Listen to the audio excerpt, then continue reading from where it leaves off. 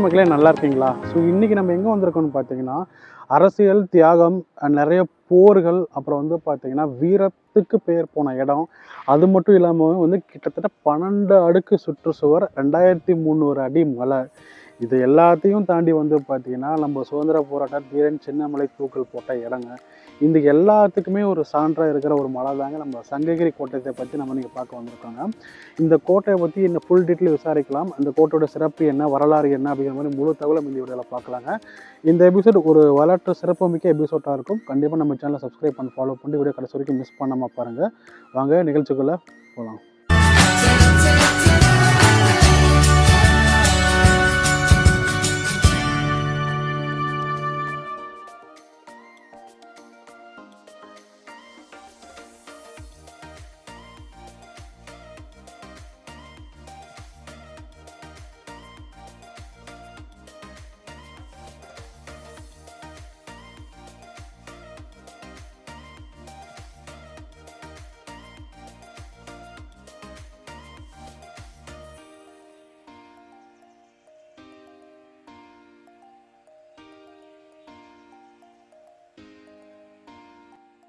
சங்ககிரி கோட்டை பொறுத்த வரைக்கும் வந்து 15ஆம் நூற்றாண்டில் விஜயநகர பேரரசால் தான் அந்த கோட்டை ஃபஸ்ட்டு கட்டப்பட்டதுங்க. அதுக்கப்புறம் வந்து பார்த்திங்கன்னா நாளடைவில் வந்து இது வந்து திப்பு சுல்தான் அப்புறம் ஆங்கிலேயர்கள் இவங்ககிட்ட மாறி மாறி இந்த கோட்டை வந்து கைப்பற்றி இந்த கோட்டை கட்டுப்படுத்தி வச்சுருந்தாங்க. இந்த கோட்டையோட சிறப்பு என்னென்னா, இந்த கோட்டை வந்து அந்த காலத்தில் ஒரு முக்கியமான பவர் பாயிண்ட்டாக இருந்திருக்கு. என்னென்னு பார்த்தீங்கன்னா, நம்ம கோயம்புத்தூர், அப்புறம் சேலம், அப்புறம் ஈரோடு, இந்த 3 பகுதியிலையும் காமனாக கனெக்ட் பண்ணுற ஒரு இடம் தாங்க இந்த சங்ககிரி கோட்டை. அதனால் வந்து பார்த்தீங்கன்னா திப்பு சுல்தான்லேருந்து ஆங்கிலேயர் வரைக்கும் வந்து இந்த இடம் வந்து ஒரு முக்கியமான ஒரு பவர் பாயிண்ட்டாக இருந்தது வந்ததுங்க.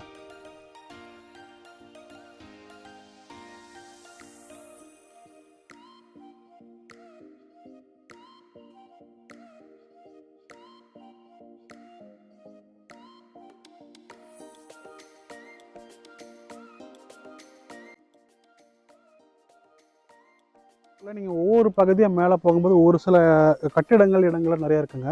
முக்கியமாக வந்து பார்த்திங்கன்னா வரதராஜ பெருமாள் கோயில் வந்து பார்த்திங்கன்னா உங்களுக்கு போன உடனே உங்களுக்கு ஃபஸ்ட்டாக அந்த கோயில் வரதராஜ பெருமாள் கோயில் இருக்குங்க. அதை தாண்டி வந்து பார்த்திங்கன்னா நிறைய தானிய கிடங்கள்லாம் உள்ளே இருக்குதுன்னு சொல்கிறாங்க. அதுக்கப்புறம் ஆங்கிலேயர்கள் கட்டப்பட்ட நிர்வாக கட்டிடங்கள்லாம் நிறையா உள்ளே இருக்குது அப்படிங்கிற மாதிரி பேசப்பட்டு வருதுங்க. முக்கியமாக சொல்லணும்னா வந்து பார்த்திங்கன்னா மரண கிணறுகள் அப்படிங்கிற ஒரு கான்செப்டே உள்ளே யூஸ் பண்ணியிருக்காங்க. அந்த காலத்தில் தண்டனைக்கு வந்து உட்படுத்தப்பட்ட இடமா அந்த மரண கிணறுகள் இருந்திருக்கு அப்படிங்கிற மாதிரி பேசப்பட்டு வருதுங்க. ஸோ இது வந்து எந்த அளவுக்கு உண்மைன்னு தெரியல. பட் ஆனால் வரலாற்று ஆவணங்கள் ஒவ்வொன்றும் சொல்லுது. இங்கே இருக்கிற ஒவ்வொரு கட்டிடங்களும் வந்து பார்த்திங்கன்னா ஒவ்வொரு காலகட்டத்தை வந்து மையப்படுத்தி நம்மளுக்கு ஒரு வரலாற்று சான்றுகளை கொடுத்துட்ருக்கு.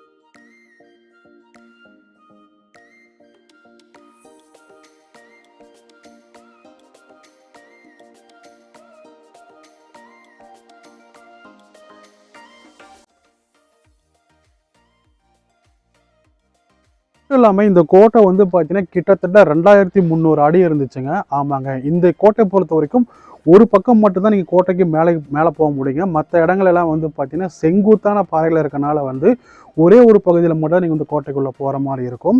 இது ஏன் முக்கியமாக வந்து பார்த்தீங்கன்னா இந்த கோட்டையில் 12 அடுக்கு சுற்றுச்சுவர் இருக்கனால வந்து நீங்கள் ஒவ்வொரு அடுக்காக நீங்கள் சுவரை உடைச்சாலுமே நீங்கள் 12வது அடுக்கு உடைச்சா தான் நீங்கள் கோட்டைக்குள்ளே உள்ளே போகிற மாதிரி அந்த மாதிரி வடிவமைச்சிருக்காங்க. முக்கியமாக வந்து பார்த்தீங்கன்னா இது வந்து ஒரு பாதுகாப்பு காரணத்துக்காகவே வந்து பார்த்தீங்கன்னா முழுக்க முழுக்க வந்து இந்த கோட்டை பயன்படுத்தப்படலாம் சொல்லப்படுதுங்க. ஒரு மிலிட்ரி ஃபோர்ஸ் ஆர்மியாக இருந்திருக்குன்னு சொல்கிறாங்க. பார்க்கலாம்.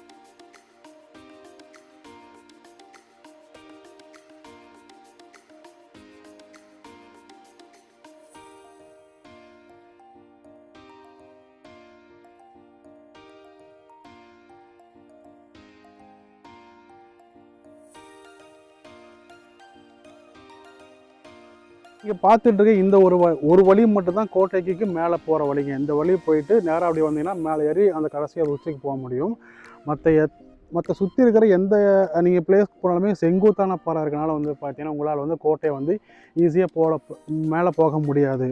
முக்கியமாக இந்த ஒரு வழி பாதை இருக்க மட்டும்னால வந்து பார்த்திங்கன்னா ஒரு பாதுகாப்பு காரணத்துக்காக இந்த கோட்டை வந்து பயன்படுத்தப்பட்டுச்சு.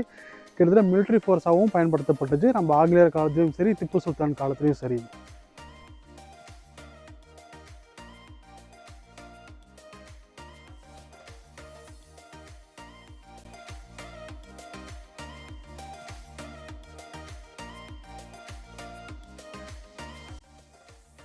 சங்ககிரி கோட்டைனாவே மனசுக்கு எல்லாத்துக்கும் முக்கியமான ஒரு நபர் வந்து பார்த்திங்கன்னா தீரன் சின்னமலை தாங்க.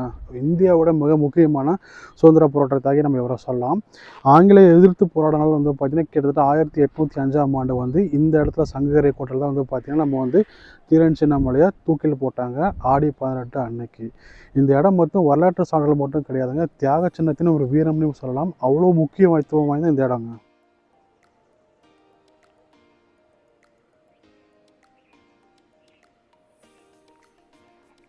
நீங்கள் இந்த வழியில் போனீங்கன்னா நேராக வந்து மேலே அப்படியே அந்த ஸ்டெப்பில் மேலே ஏறி வந்து பார்த்தீங்கன்னா ஒவ்வொரு இடமா நீங்கள் வந்து மேலே மலை உச்சிக்கு போகிற மாதிரி இருக்கும். பட் ஒரு கட்டத்துக்கு மேலே வந்து பார்த்தீங்கன்னா பாதுகாப்பு காரணங்களால் நம்ம வந்து இதுக்கு மேலே போக முடியல. ஏன்னா வந்து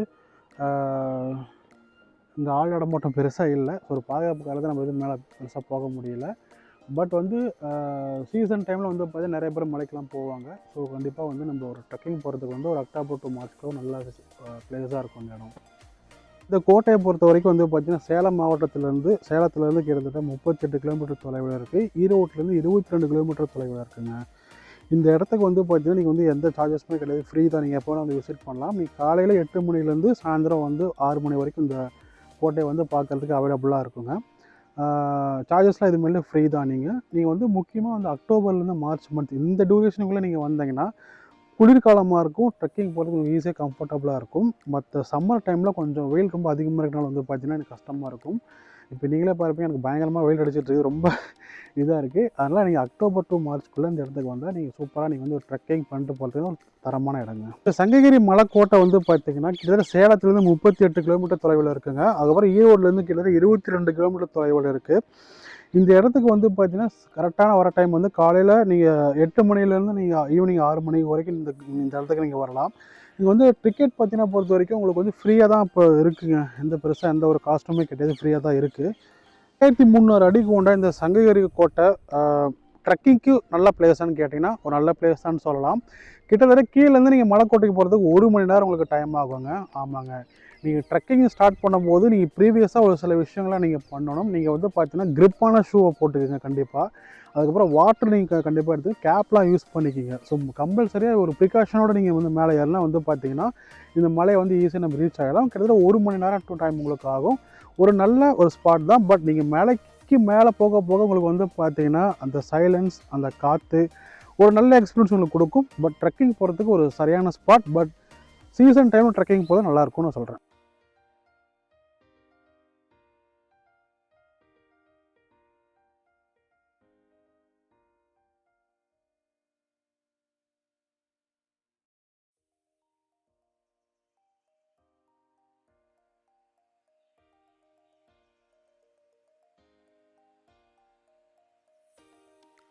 ஓகே மக்களே, வீடியோ பிடிச்சிருந்தா கண்டிப்பாக உங்களுக்கு வீடியோ பிடிச்சிருக்குன்னு நினைக்கிறேன். பிடிச்சிருந்தா லைக் பண்ணுங்கள், ஷேர் பண்ணுங்கள், சப்ஸ்கிரைப் பண்ணுங்கள். மறக்காமல் நம்ம சேனலை உங்கள் ஃப்ரெண்ட்ஸ் அண்ட் ஃபேமிலிக்கு ஷேர் பண்ணுங்கள். நன்றி, வணக்கம்.